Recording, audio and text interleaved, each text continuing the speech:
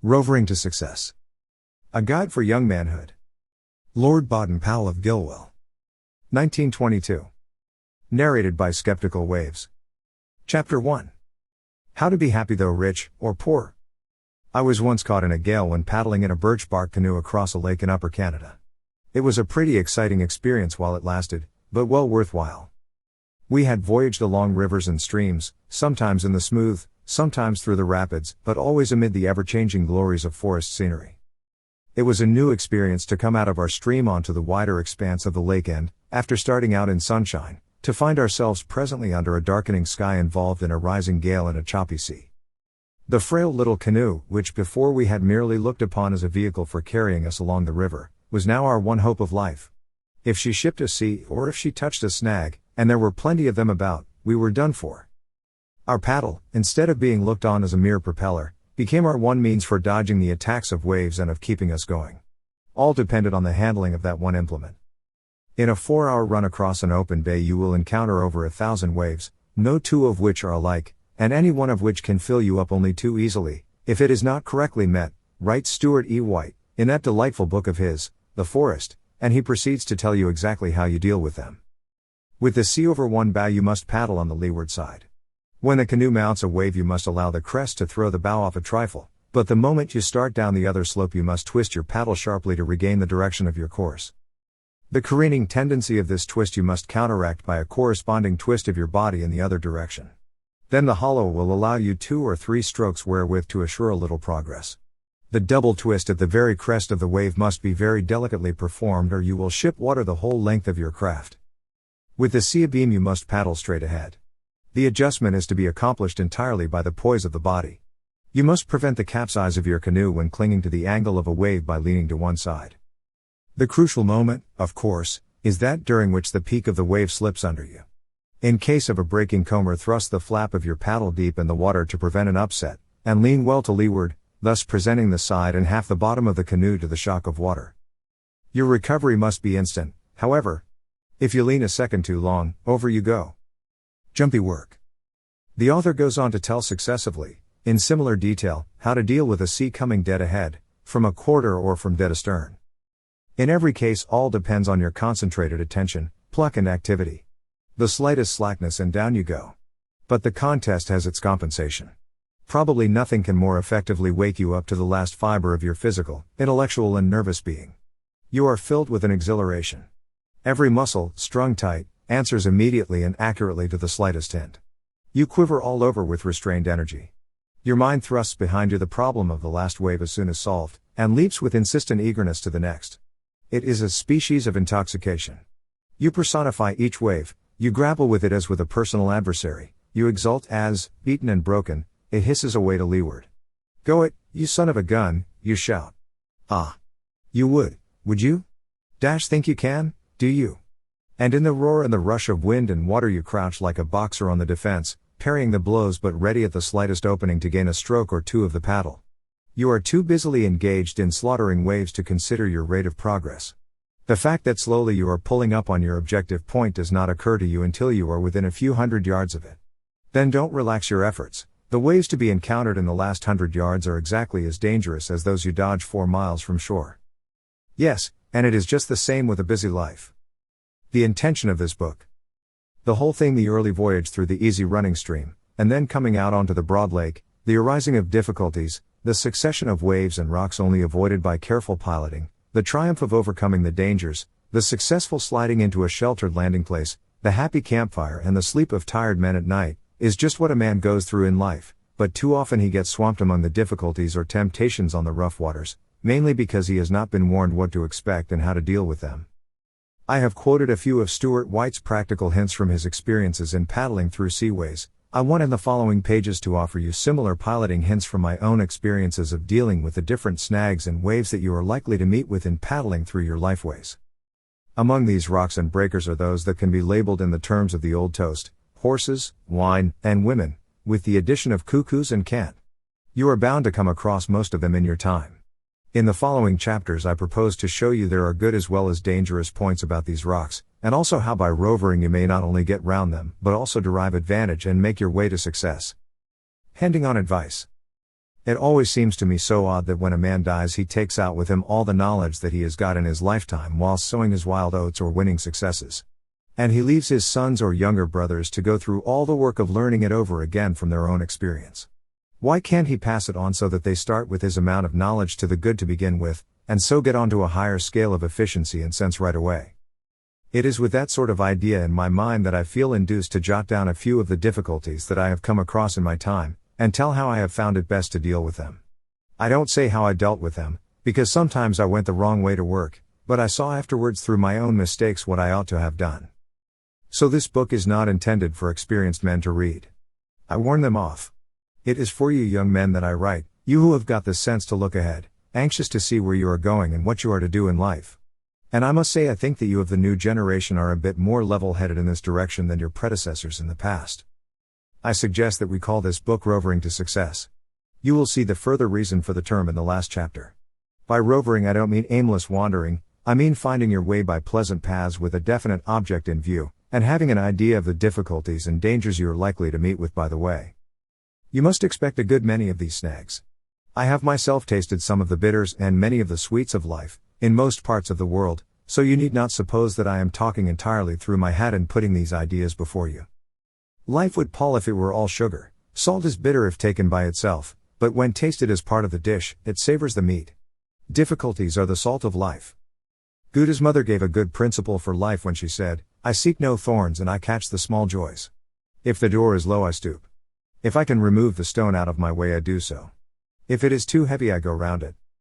In other words, she didn't butt in, looking for trouble, but took things as they came and made the best of them. And that is the way to reach success. The only true success is happiness. What is success? Top of the tree? Riches? Position? Power? Not a bit of it. These and many other ideas will naturally occur to your mind. They are what are generally preached as success, and also they generally mean overreaching some other fellows and showing that you are better than they are in one line or another. In other words, gaining something at another's expense. That is not my idea of success. My belief is that we were put into this world of wonders and beauty with a special ability to appreciate them, in some cases to have the fun of taking a hand in developing them, and also in being able to help other people instead of overreaching them and, through it all, to enjoy life, that is, to be happy. That is what I count as success, to be happy. But happiness is not merely passive, that is, you don't get it by sitting down to receive it, that would be a smaller thing, pleasure. But we are given arms and legs and brains and ambitions with which to be active, and it is the active that counts more than the passive in gaining true happiness. 2 keys to happiness. The rich man has his limitations. He may have 2 or 3 houses and dozens of rooms in each, but he can only occupy one of these in turn since he only has one body. He is no better off than the poorest in that way. He may look at and admire the sunset, enjoy the sunshine, or the view, but the poor man can do that just as fully. If the poorer man has the sense to do 2 things in life he can enjoy it just as well as the millionaire, and probably better. The first is, not to take things too seriously, but to make the best of what you have got, and to look on life as a game and the world as a playground. But, as Shackleton has said, life is the greatest of all games, but there is the danger of treating it as a trivial game. The chief end is to win through honorably and splendidly. The second is, to let your actions and thoughts be directed by love. By love with a capital L I don't mean falling in love and so on. I mean the use of the kindly spirit which you show when you do good turns to other people, when you are kind and sympathetic, and when you show gratitude to others for kindness done to you. That is, goodwill. And goodwill is God's will. A happy people. The happiest people I know as a nation are the Burmese, their brightness and cheeriness are proverbial. Kindness to animals is one of their greatest weaknesses. No Burmese will kill an animal even if it is to put it out of pain. He will not eat flesh, and he generally treats animals almost as pets. Men, women and children all seem to enjoy with equal gaiety the beauty of their country, the flowers, the sunshine, and the forests, with smiles, singing and laughter. They are singularly free from money grubbing, almost to the extent of being what some people might call lazy. They are content to raise of money or crops just what is sufficient for their wants, and for the less they merely go in for enjoying life. But that enjoyment is not entirely idle enjoyment. Every young man goes through a period of training as a fungi or monk. However well off he may be, he becomes for the time being penniless in voluntary poverty. He lodges austerely in a monastery, giving himself up to prayer and meditation, and taking up the teaching of boys in the ethics of religious knowledge. And he learns to render help in the best way to those who need it. So that when he comes out into the world he is a man with a sense of service for others and possessed of simple-minded tastes such as will make him a good citizen. Fielding Hall, in writing of the Burmese in his Soul of a People, has said, "Wherever else they may succeed or fail as individuals, the Burmese nation will always be the greatest in the world because it is the happiest." Happiness. Happiness is within the reach of everyone, rich or poor. Yet comparatively few people are happy. I believe the reason for this is that the majority don't recognize happiness even when it is within their grasp. Did you ever read The Blue Bird by Maeterlinck? It is the story of a girl named Myltle and her brother Tyltyl, who set out to find the blue bird of happiness, and they wandered all over the country searching and searching but never finding it, till in the end found that they need never have wandered. Happiness, the blue bird, was there where they chose to do good for others, in their own home. If you think out and apply the inner meaning of the legend, it is a help to finding happiness within your reach when you thought it was in the moon. Lots of fellows look on their work as drudgery, and even their daily journey to and from their work as a grind. And they keep looking forward to their holidays as the time when they will be having some real enjoyment.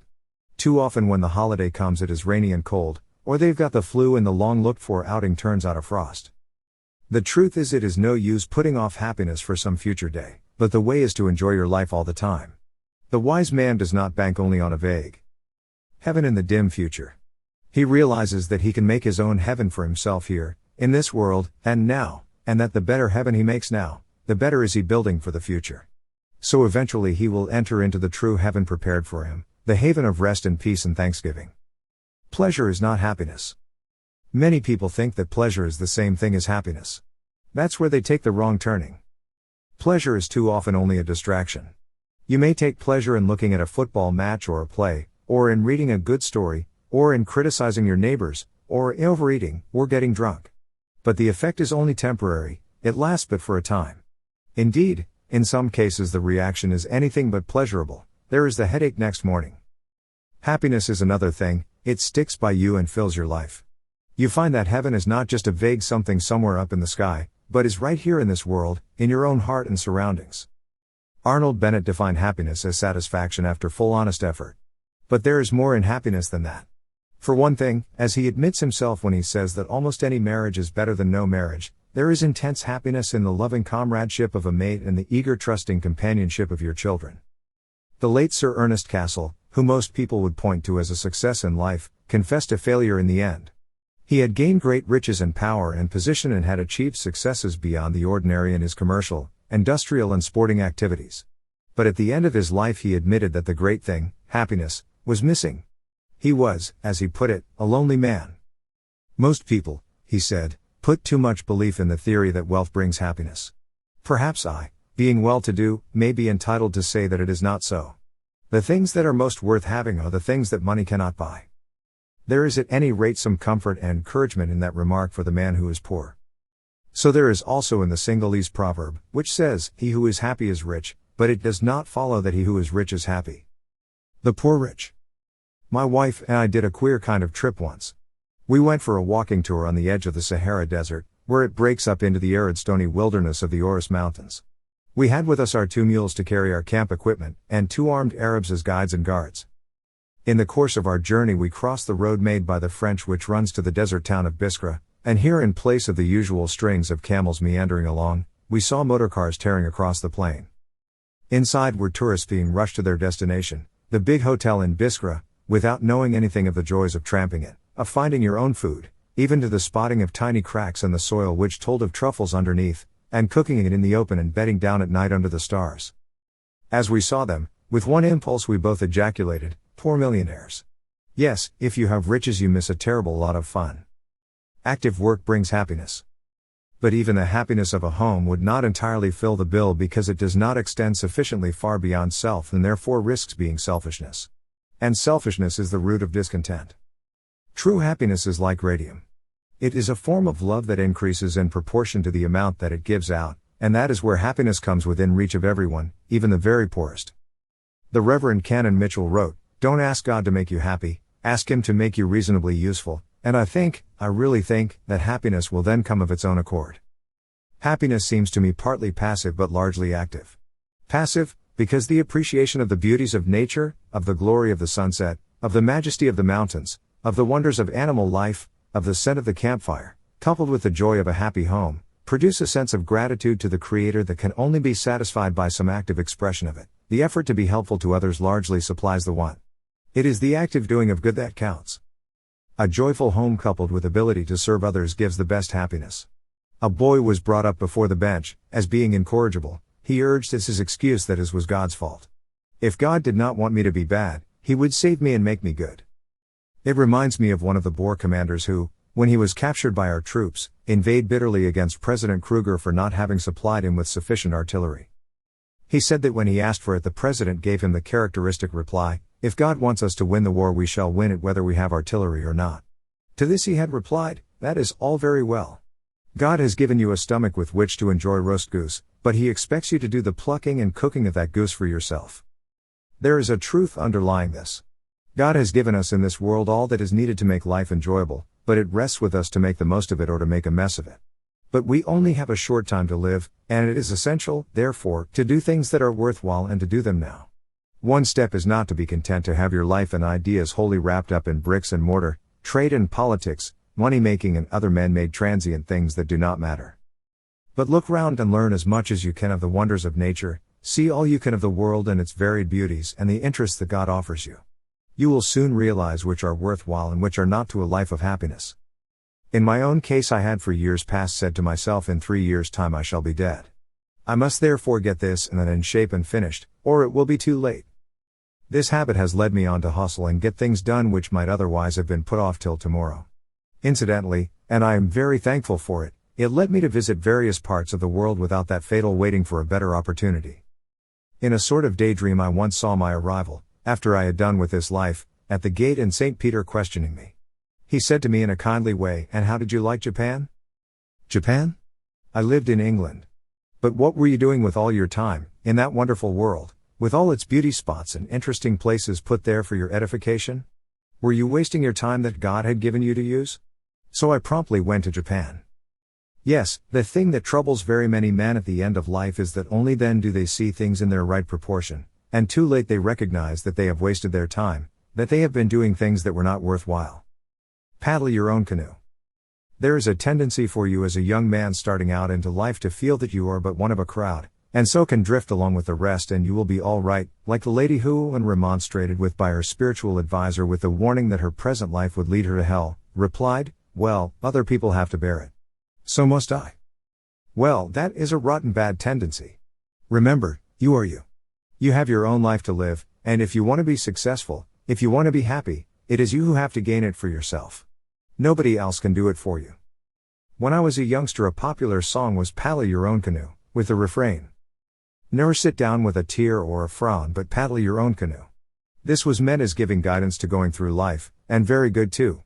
In my picture of you, you are paddling your canoe, not rowing a boat. The difference is that in the one you are looking ahead and sending yourself along all the time, while in the other you are not looking the way you are going but trusting to the steering of others, and consequently you may bump into snags before you know where you are. Lots of fellows try to row through life in that way. Lots more prefer to sail passively and to be carried along by the wind of luck or the current of chance. It is easier than rowing, and quite as fatal. Give me the fellow who looks ahead and actively paddles his own canoe, i.e. shapes his own course. Paddle your own canoe, don't rely upon other people to row your boat. You are starting out on an adventurous voyage from the stream of childhood, along the river of adolescence, out across the ocean of manhood to the port you want to reach. You will meet with difficulties and dangers, shoals and storms on the way. But without adventure life would be deadly dull. With careful piloting, above-board sailing, and cheery persistence, there is no reason why your voyage should not be a complete success, no matter how small the stream in which you make your start. Self-education is necessary. Remember that on leaving school you have not been educated fully to become a man. Mainly you have been shown how to learn. If you want to win success, you must now finish your education by educating yourself. I suggest that this should take 3 main directions, viz.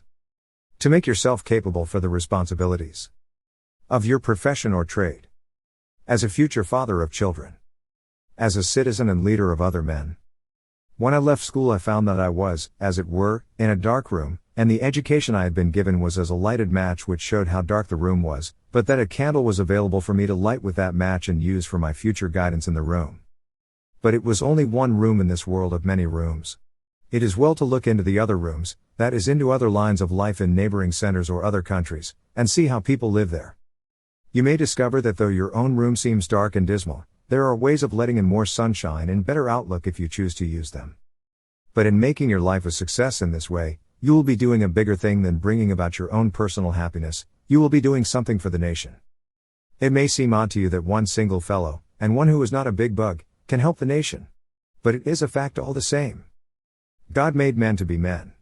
On the other hand, civilization, with its town life, buses, hot and cold water laid on, everything done for you, tends to make men soft and feckless beings. That is what we want to get out of. You often see it said that the public school education which the more well-to-do boys get is no good. It is good, but not so much for what is taught in the classroom as for what is learnt on the playing field and out of school. A boy there learns that clean play and true sportsmanship, straight dealing and sense of honor, are expected of him by his comrades. They discipline him. Until he has earned the right to make his voice heard, he gets very definitely put in his place. In other words, he is licked into shape. There is a considerable hardening process about it which is all good for him in the end. In the old days the Spartans put their boys through a very rigorous training in hardness and endurance before they were allowed to count themselves as men, and so do many savage tribes of the present day. In Central Africa, in the South Sea Islands, among the Aborigines of Australia, one still sees it in full swing. I have known it too with the Zulus and Swazis in Matabele, where the training took the form of sending a boy out alone into the bush, when he arrived at the age of young manhood, in order to prove himself. He was painted white with bismuth, which could not be washed off and which lasted for some weeks before it wore off. He was given an assegai or short spear, and that was all, and was turned loose to live as best he could in the jungle. He had to track, stalk and kill his game for his food and clothing, and make his own fire by rubbing sticks for striking sparks, and to keep himself hidden, since the rule was that if seen by other men while he was still white, they would kill him. Well, a fellow who came out of that ordeal and returned to his kraal at the end of it was acclaimed as having proved himself no longer a boy and was given his status as a man. Unfortunately, for the ordinary boy in civilized countries, there is nothing of this kind. We badly need some such training for our lads if we are to keep up manliness in our race instead of lapsing into a soft and sloppy nation. That is why I say that if you choose to prepare yourself for success, as I suggest in these pages, you will not only be doing yourself good, but you will be doing a good thing for the country. You'll be a man, my son, and you will thus be making one more man for the nation. And what is more, your example will spread and others will make themselves men like you. Go forward with confidence. Well, I've indicated to you and outlined some of the rocks that you will meet with in the course of your voyage through life. There will be others. But this I can tell you for your comfort, that I have been up against a good many ugly-looking rocks in my time, but in every case I have found that as one got round there was a bright side to them.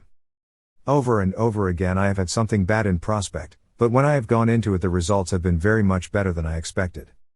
This has happened so often that now I rather welcome a black outlook, as I feel certain that it is going to turn out much better than it appears at first sight. I have got a little totem hanging over my writing table. I have it there because it is an inspiring little figure. It helps to tune one up when there's an ugly or a difficult job on hand. It is a man on a horse, tackling an ugly-looking dragon. St. George is his name. I have got a lot of drawings, both ancient and modern, of him.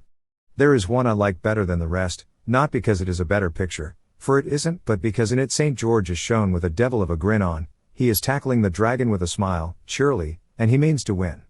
And that is the way to tackle any difficulty, however ugly it may look.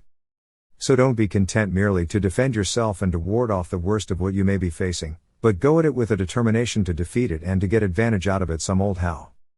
What other fellows have said.